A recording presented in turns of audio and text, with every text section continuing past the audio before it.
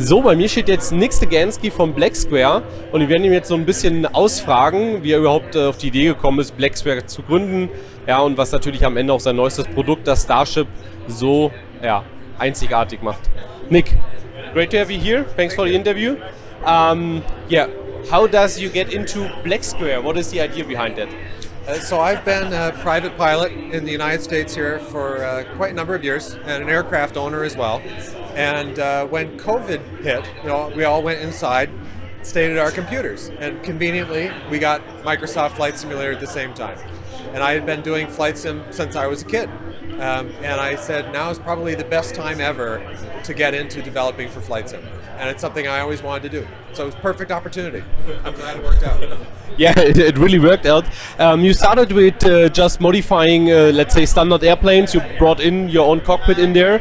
And from my perspective, I joined, let's say, BlackSquare with the King Air. You did a tremendous job there.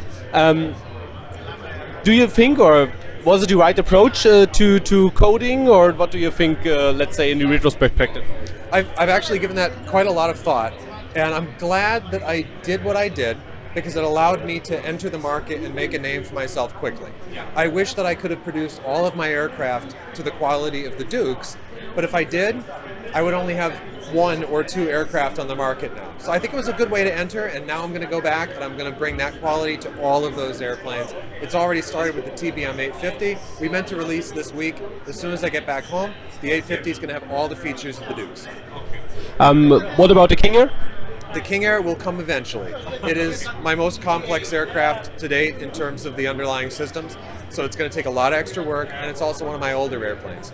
And the plan is for the older airplanes, the King Air and the Caravan, are going to be updated to FS 2024 standards whenever we see what new features they offer us and what I'm able to do. And that'll come with new exterior models, and everything, again, is going to be all Duke standard.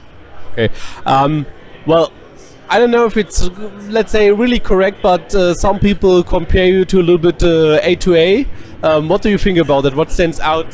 What is the competition, let's say, between you and A2A? I have certainly heard that today. Very nice people have come up to me and they've said, you have surpassed A2A. I said, I respectfully disagree. Scott certainly has seniority, that's for sure. He's also from the same geographic area where I grew up. Okay. So I have yet to meet him, but I'd love to shake his hand because he is the inspiration for a lot of what I do. If I'm number 2 to him, or if we coexist together, I'm proud to be there. To be honest, I think the area is big enough for 2 of you guys, so good to what you're doing. So now the Starship is coming up. Why did you choose the Starship? Such, let's say, more or less unusual airplane. Yes, and I've been quite happy today with the number of people who have been telling me they're excited about the Starship. I was worried that not a lot of people knew about it. It has always been my favorite flying machine. Burt Rutan, the designer, is my personal hero.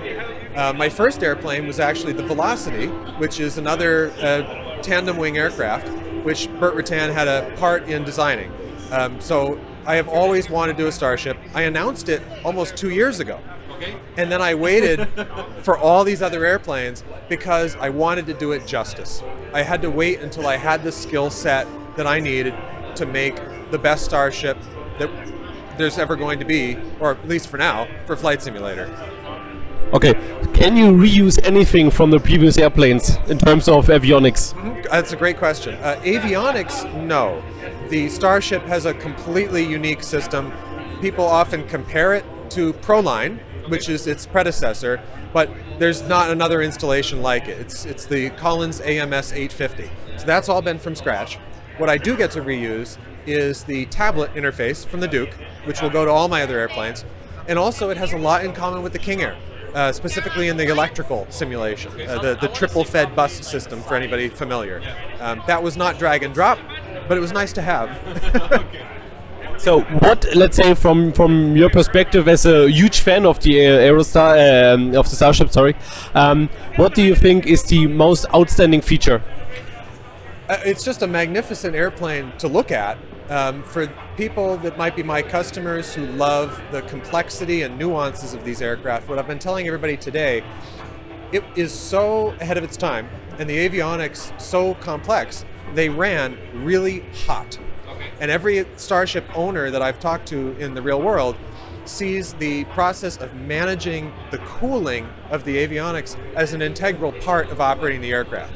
So I have all of the electrical and environmental systems for cooling to avionics areas, which are displayed on the tablet, and all the failures that affect it, and all the response you get out of the avionics system in ECAS messages and display warnings. So you'll have to make sure that you understand the temperature of the avionics that are behind the panel, even as they're helping you fly and approach. Okay, I see the Starship will get to BlackSquare love, as all the other airplanes did. Nick, thank you very much for the interview.